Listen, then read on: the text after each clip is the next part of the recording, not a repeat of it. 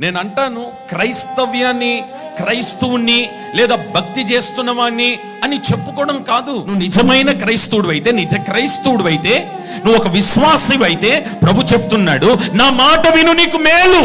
బాధపడుతూ అంటున్న మాట ఏంటంటే, అయ్యో నా ప్రజలు నా మాట వినక ఆ శాపాన్ని కొని తెచ్చుకుంటున్నారు కదా, నా మాట వినక ఓడిపోతున్నారు కదా, నా మాట వినక నష్టపడిపోతున్నారు కదా, నా మాట వినక దారి తప్పిపోతున్నారు కదా, నా మాట వినక అనేక మార్లు భయంకరమైన పరిస్థితులు ఎదుర్కొంటున్నారే.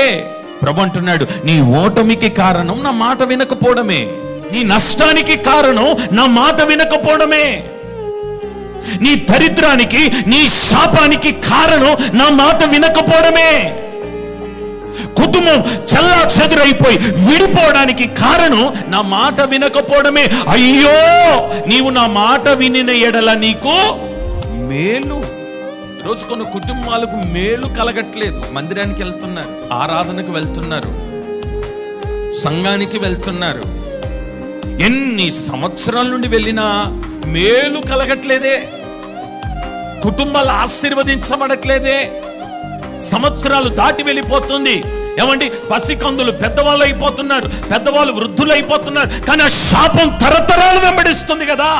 ఈరోజు ప్రభు నీతోనే మాట్లాడుతున్నాడు, నా మాట వినిన ఎడల నీకు మేలు.